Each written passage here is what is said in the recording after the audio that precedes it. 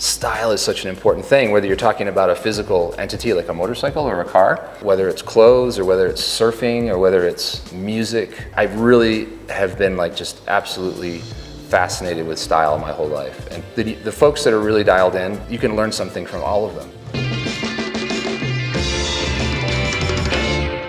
What's up guys, I'm Jake from Prism Supply. Welcome to our series, My Garage. In this episode, we're in Santa Fe, New Mexico, featuring the man, the myth, the legend, Mr. Brad Richards.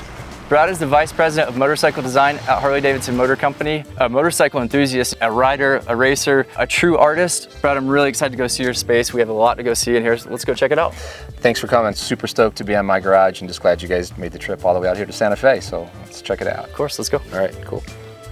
So Brad, you literally just finished the space like a day or two ago. I did. It's really an honor for us to be able to come in here. It looks awesome, man. So well, welcome. What's the goal of this space overall? Well, I mean, since I can remember being a kid, I've always wanted some type of a space for motorcycles, machinery, and also like an art, like a creative space to do the creative things that I like to do. And then also just operate my day job here remotely. Which is such a perfect spot for a home office. And it's gotta be cool to like pull inspiration from all of your things that you have in here. And what is it that you do for your day job? So I'm the Vice President of Design for Harley-Davidson and it's incredible. Creative Director of Motorcycles. How'd you get to that? How'd you get to that space? I mean, it is an honor, and there are a lot of folks that helped me get into the position. I have a design team, I have a product development team that supports the work that we do. I feel very fortunate. I never thought in a million years that I would, be in a position like this. I've always loved motorcycles. I've used them since I was a kid. And when I say use them, I had paper routes, and having a bike was a way to have 4 paper routes instead of 1. How old were you at that time? I don't even remember. I couldn't drive, so it must have been 12, 13. Crazy. Well, I've been pretty fortunate to work on teams that were part of products that were pretty iconic.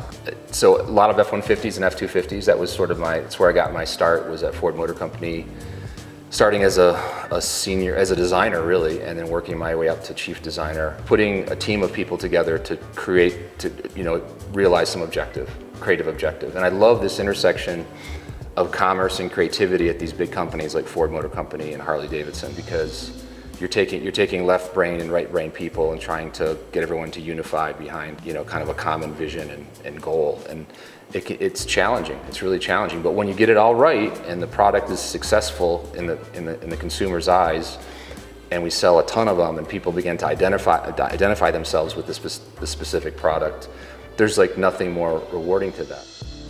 I was in my early 20s when I rode my first Harley-Davidson.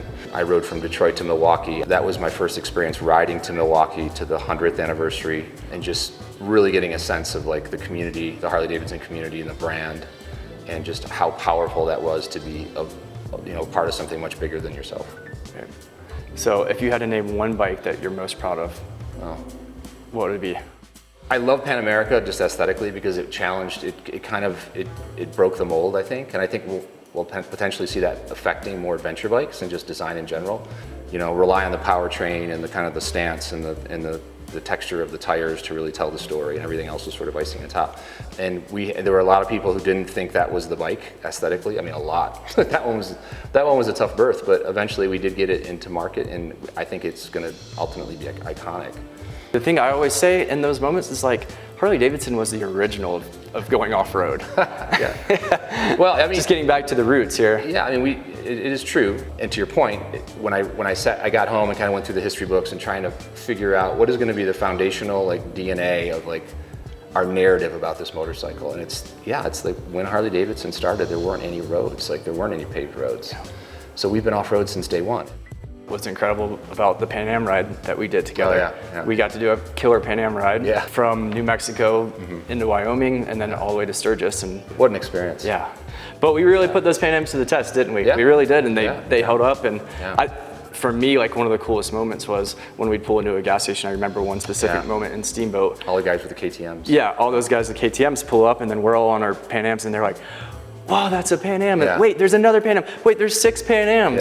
Yeah. And like they're kind of freaking out about it. Yeah, and then the guy's like, I want to buy one, and then he asked us like a bunch of questions on it, and he had no idea that you're the one that designed this bike, or you and your team did, so that's gotta feel so cool.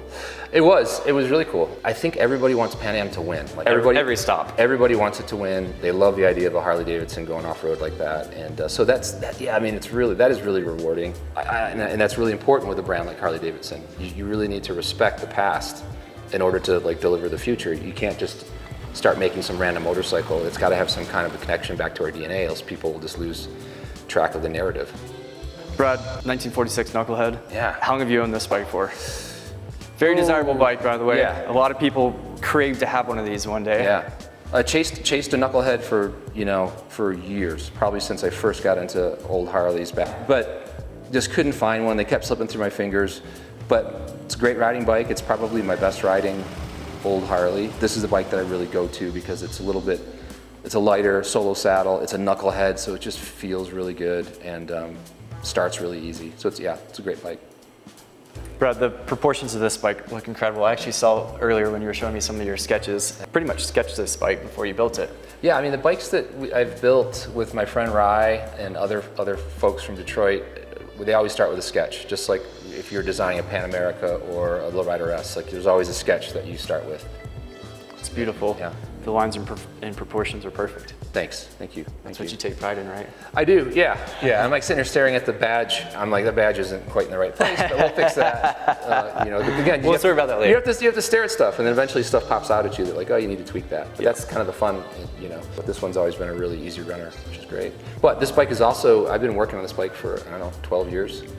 It's been the longest build I've had because I've had so many other things going on. You also have this. Yeah, it's a 54 KR. I have a really close friend of mine named Gene Payne who lives up in northern Michigan. All these years I've been hanging out with Gene. I really wanted to have a bike that he built from parts in his collection and race it. And so I had the opportunity to race a tank shift brakeless WR that I own in Wisconsin quite a bit. That's hanging out with Scott Johnson and Warren from Mama Tried. Those guys do a lot of flat track racing. And so got that bike from Warren and really got bitten by the flat track bug riding that tank shifter. So then I wanted to ride in a different class, a class that you could have a brake. And I said, why not do a KR? Because it'll be legal. And the bike kind of came together. It's a potent 54 KR. This thing is a beast of a motor. I mean, it sounds absolutely wicked. A good friend of Gene's who lives down in Florida, who is sort of like the XR motor guy, built this engine and just did it really right. And it's a really easy starting bike and just runs great. So got to race it at Wasion for the first time on the pea gravel. So Brad, I got corrected earlier. Yeah. It's not a Willys Jeep, it's a Willis Jeep. It's a Willis, yeah. And what year is this? Early 50s or so? This is a 1947 CJ2A. So this is the second year of the civilian Jeep after the military Jeeps. And it was really based on like agriculture. It was interesting. They didn't know how this product was really gonna, like this Jeep was really, if it was gonna be a thing or not. And it's just so funny thinking about how strong the brand is today. It's a lot like Harley-Davidson. There's a lot of passion and heritage, and there's a lot of just nuance about it. But there was a time when they didn't know if the company was gonna succeed or not because it was such an odd vehicle for non-wartime use. I have a little something from pretty much every era in here, and so it's nice just to be kind of reminded of that on a day-to-day basis. Let that stuff sort of permeate the air in here, and then hopefully the decisions that we're making are good decisions based on our heritage and our brand. Right. So Brad, obviously you put a lot of hard work into your career. If somebody's interested in being a designer, is there any advice that you would give them? Yeah, I mean, follow your dream. And there's all kinds of resources out there, especially now for industrial design, because someone has to design everything we interface with. When I started doing it, it was just starting to get like known in the public's eye of like what design truly was. And now it's like everybody's a designer because you have all these apps on your phone that allow you to manipulate images and photographs and even build three-dimensional objects. It's like, it's all at our fingertips now. The one thing that all those things can't give you is drive to do it, like just work your ass off. And the other thing is you have to have good taste. Like what makes a motorcycle sit right? And I wasn't great right out of the gate. It took a lot of like staring at objects, staring at cars. If you are thinking about how something can be improved or better, from whether it's just the way it functions or the way it looks, like those three things are really important, I think. You need that DNA to be a good designer. style is such an important thing, whether you're talking about a physical entity like a motorcycle or a car, whether it's clothes or whether it's surfing or whether it's music or architecture. I really have been like just absolutely fascinated with style my whole life. And so I tended to gravitate towards activities and products that really emulated original style and people kind of like challenging the status quo and doing their own thing and just looking fresh and different than everyone else that you saw, or every other motorcycle or every other car or every other band you listen to. Like the folks that are really dialed in, like you can learn something from all of them.